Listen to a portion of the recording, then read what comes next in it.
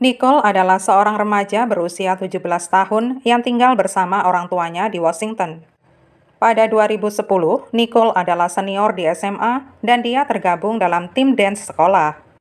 Selain itu, dia juga bekerja sebagai model dan belajar ilmu kecantikan di pusat kota. Pada 9 Februari 2010, Nicole dikabarkan menghilang tanpa jejak selepas pukul 3 sore.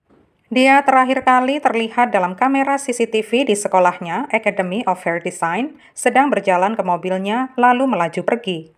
Nicole sebelumnya sempat pamit kepada salah satu teman sekelasnya bahwa dia akan kembali dalam waktu 15 menit ke depan. Di sekitaran waktu inilah dia mengirim pesan kepada pacarnya berbunyi, "Hai, apa kabar?" Inilah momen terakhir kali dia tampak aktif di ponselnya. Setelahnya dia seolah lenyap di telan bumi. Setelah sekian waktu tidak mendapat kabar dari Nicole, sang ayah mulai gelisah dan berusaha menghubungi dia sekitar pukul 17.40.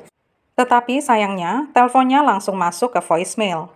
Keluarga Nicole menjadi semakin khawatir saat sudah lewat jam 8 malam, Nicole belum juga muncul dan tidak mengirim pesan sama sekali. Tidak biasanya Nicole begitu.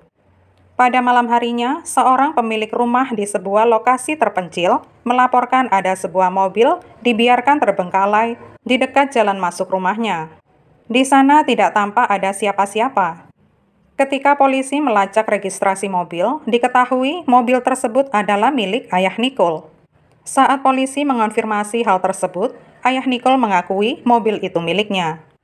Pada saat itulah, sang ayah langsung memberitahu polisi kalau anaknya hilang. Mobil itu ditemukan di wilayah yang berjarak sekitar 64 km dari rumah keluarga Nicole. Ketika digeledah oleh polisi, di dalam mobil ditemukan beberapa helai pakaian dan juga dompet Nicole, tetapi kartu debit dan ponselnya hilang. Menurut temuan polisi, di TKP hanya ada sepasang jejak kaki. Kantor kepolisian setempat memulai penyelidikan atas laporan menghilangnya Nicole. Helikopter pun dikerahkan dalam upaya pencarian di sekitaran tempat mobil ayah Nicole ditemukan. Surat perintah penggeledahan dikeluarkan untuk memeriksa catatan telepon dan aktivitas media sosial Nicole.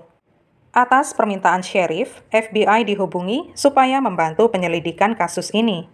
4 hari setelah dikabarkan menghilang, tepatnya 13 Februari, jenazah Nicole ditemukan di tepi sungai di sebuah komunitas resort sekitar 32 km dari Wenatchee. Dia ditemukan masih berpakaian lengkap dengan kakinya terendam air. Sekitar 46 meter dari tempat mayatnya, ditemukan sebuah rumah kosong yang sedang dalam proses penjualan. Jenazah Nicole langsung dibawa ke lab untuk diotopsi. Hasil otopsi menunjukkan penyebab kematian adalah pencekikan dan luka tusuk di leher. Selain itu, Nicole juga menderita trauma benda tumpul di kepala. Sang pelaku sepertinya berusaha memotong salah satu lengan Nicole setelah dia tidak bernyawa. Terbukti sebuah pisau masih tertancap di bahunya. Penyelidik tidak mendapati bukti kalau Nicole mengalami pelecehan seksual. Pada 25 Februari, pemakaman Nicole diadakan dan dibuka untuk umum dan dihadiri sekitar 1.800 orang untuk memberi penghormatan terakhir kepadanya. Pemakamannya diselenggarakan di Town Toyota Center di Wenatchee. Investigasi dipimpin oleh Satuan Tugas Mackenzie Cowell, kelompok polisi multilembaga yang berkumpul setelah jenazah Nicole berhasil ditemukan. Satuan tugas tersebut mencakup di dalamnya oknum penegak hukum dari kota Wenatchee dan Wenatchee Timur, serta dari wilayah Chelan dan Douglas. Seorang agen FBI dan 2 pejabat dari Badan Imigrasi dan Bea Cukai Amerika Serikat juga dikerahkan untuk membantu gugus tugas tersebut. Kasus pembunuhan Nicole menjadi investigasi multilembaga terbesar di wilayah Wenatchee sejak percobaan pengeboman berantai pada tahun 1997. Selama penyelidikan berlangsung, tercatat polisi telah mewawancarai lebih dari 800 orang. Dalam tahap awal, polisi mewawancarai pacar Nicole yang bernama Villasano dan juga pacar ibunya bernama Joey Fisher. Polisi menaruh curiga terhadap Villasano karena dia gagal dalam tes poligraf saat ditanya apa yang telah menimpa pacarnya itu. Sementara Fisher diduga bertengkar dengan Nicole sehari sebelum dia menghilang. Namun karena tidak terdapat bukti yang memberatkan keduanya, Baik Villasano maupun Fisher sepenuhnya dibebaskan oleh polisi. Selanjutnya, polisi mendapat petunjuk atas kasus tersebut yang datangnya dari seorang mahasiswa bernama Liz Reid yang juga seorang informan polisi sekaligus mantan pengedar narkoba.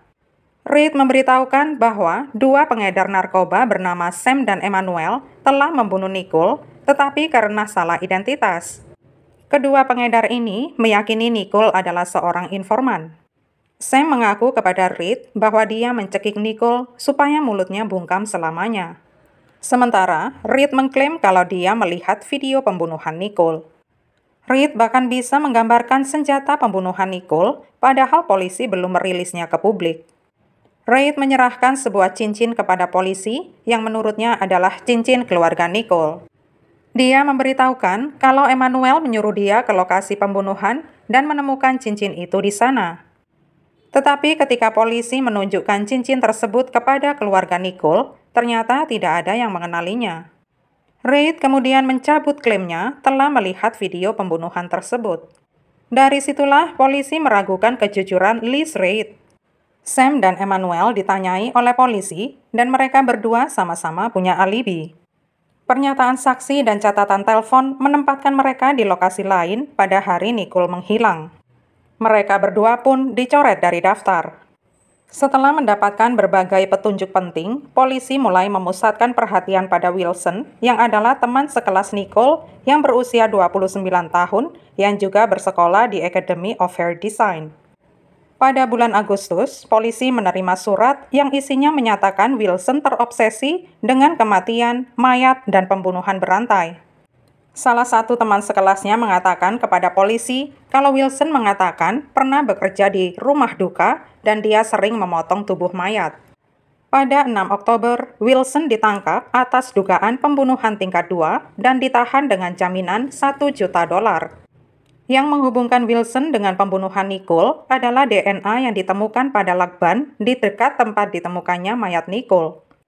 Menurut penyelidik, tidak lama setelah Nicole keluar dari lapangan parkir, Wilson tampak keluar juga dari lapangan parkir pada hari Nicole dilaporkan menghilang. Ada 3 saksi yang mengatakan melihat pria yang sosoknya cocok dengan deskripsi Wilson di dekat tempat mobil Nicole ditinggalkan. Di dalam apartemen Wilson ditemukan noda darah yang cocok dengan DNA Nicole. Pada bulan Desember, polisi menangkap teman Wilson bernama Tessa yang dituduh tetapi tidak dituntut membantu Wilson menyembunyikan kejahatan itu. Tessa juga didakwa menghalangi keadilan untuk kasus lain yang tidak terkait.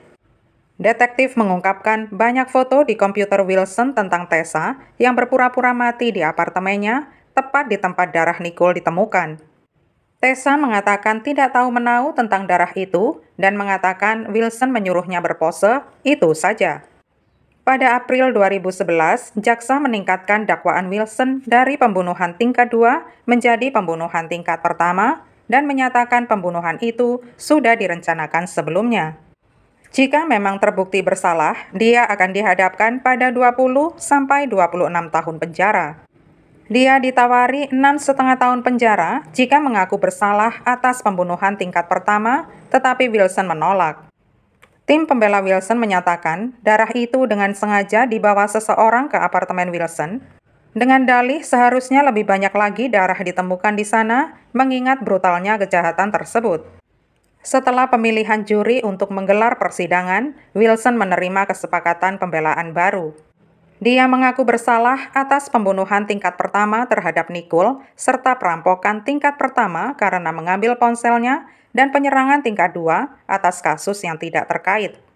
Wilson dijatuhi hukuman 14 tahun 3 bulan penjara.